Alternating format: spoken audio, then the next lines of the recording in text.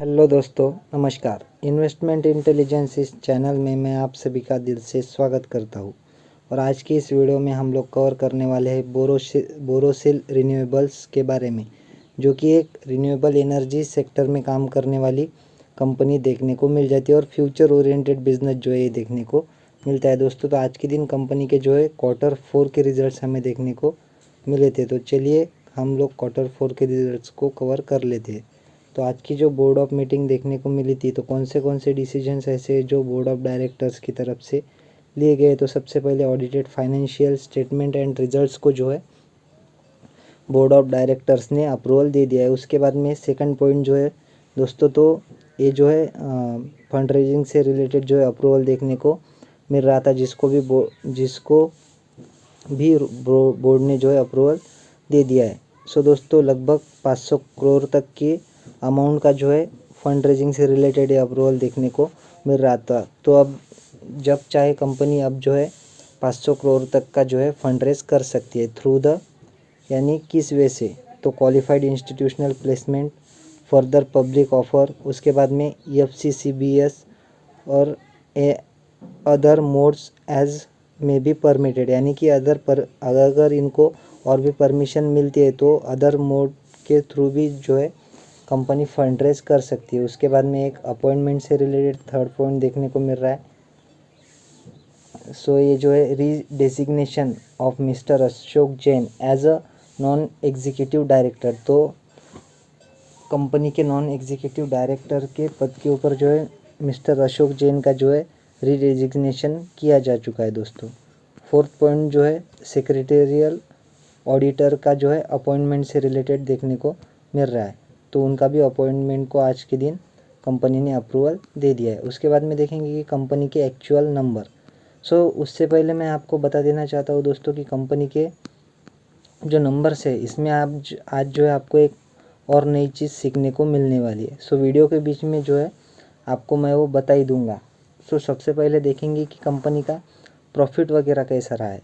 तो कंपनी ने किसी प्रकार का डिविडेंड नहीं दिया है दोस्तों। तो क्यों नहीं दिया है, इसका आंसर आज जो है आपको पता चलेगा। और कौन सी कंपनी से जो डिविडेंड दे सकती है, तो इसका भी आंसर आपको आज मिल ही जाएगा दोस्तों, जो कि एक एग्जांपल के तौर पर इस कंपनी को हम ले रहे हैं। तो देखिए, कंपनी का जो टोटल इनकम है इस क्वार्टर का, वो लगभग है 385 करोड़, जो कि पिछले क्वार्टर में था 376 करोड़, और पिछले साल के सेम क्वार्टर में जो है टोटल इनकम था 287 करोड़। तो मैं यहाँ पर लिख लेता हूँ 385 पिछले क्वार्टर में था 376, और पिछले साल के सेम क्वार्टर में था 287 करोड़। तो देखिए 287 करोड़ का बढ़कर हो चुका है 385 करोड़, और 376 करोड़ का भी इनकम बढ़कर हो चुका है 385 करोड़।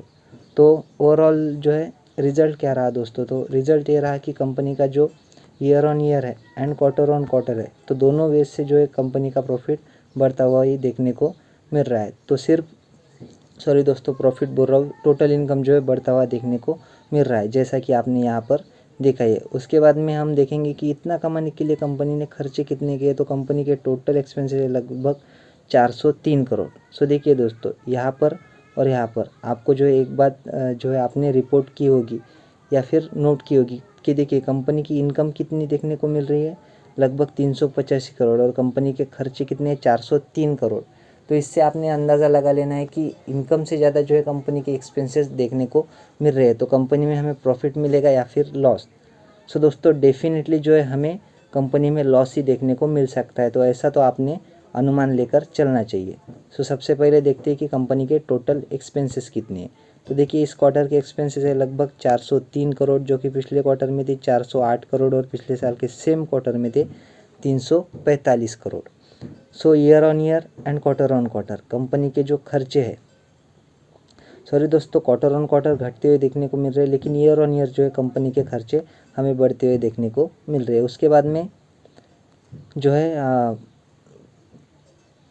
कंपनी का जो है हम देखेंगे प्रॉफिट बिफोर टैक्स, यानी कि टैक्स वगैरह देने का पहले का प्रॉफिट कितना देखने को मिल रहा है। तो वो लगभग देखने को मिल रहा है -18 करोड़, जो कि पिछले क्वार्टर में था -32 करोड़, और पिछले साल के सेम क्वार्टर में था -57 करोड़। तो देखिए -57 करोड़ का घटकर हो चुका है 18 करोड़, और 32 करोड़ का घटकर हो चुका है 18 करोड़। तो दोस्तों, ये अच्छी बात है कि बुरी बात, तो डेफिनेटली जो है ये अच्छी बात देखने को मिल जाती है। तो आप बोलेंगे क्यों?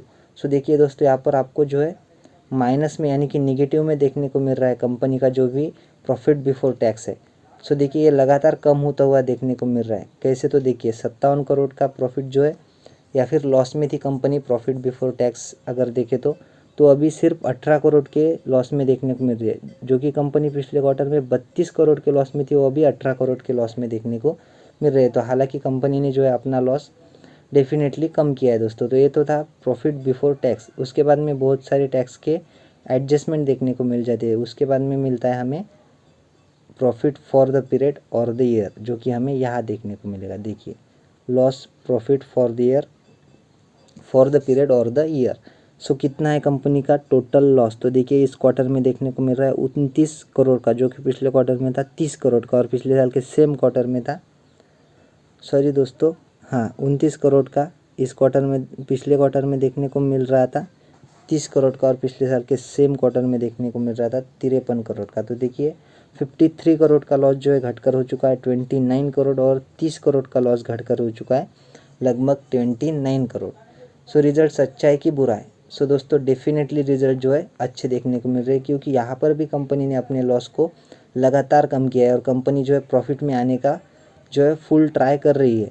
कुछ दिन बाद ऐसा हो सकता है कि कंपनी हो सकता है कि अपने ब्रेक इवन पॉइंट के ऊपर भी ट्रेड करती हुई आपको नज़र आ सकती है, क्योंकि कंपनी ट्राई कर रही है लगातार जो है अपने जो एक्सपेंसेस है उसको कम करने का और प्रॉफिटेबिलिटी को बढ़ाने का।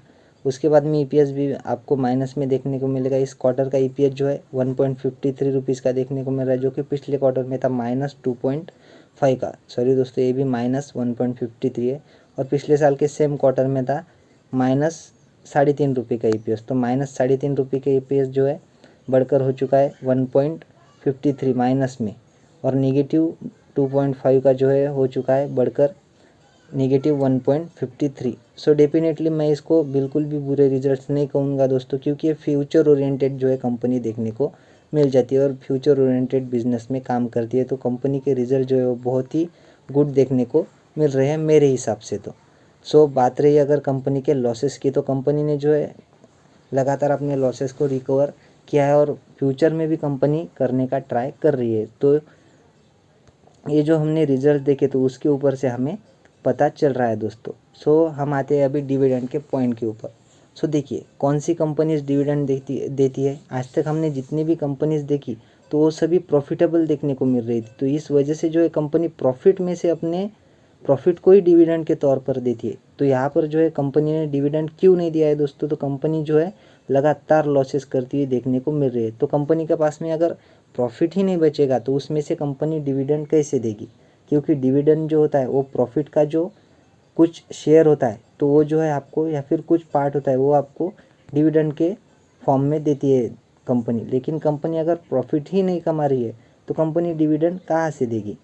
सो ये बिग क्वेश्चन मार्क है। तो ये भी आपको कंफर्म कर लेना है और जान लेना है कि जो भी कंपनी, हालांकि ये कोई कंपलसरी नहीं होता है कि प्रॉफिट कमाएगी तो डिविडेंड देगी, लेकिन जो भी कंपनी प्रॉफिट कमाती है ना तो वो कंपनी ज़्यादा से ज़्यादा पॉसिबिलिटी होती है कि डिविडेंड दे सकती है दोस्तों। तो ये चीज़ जो है आपको एग्ज़ाम का पल के साथ में जो है आज सीखने को मिली है।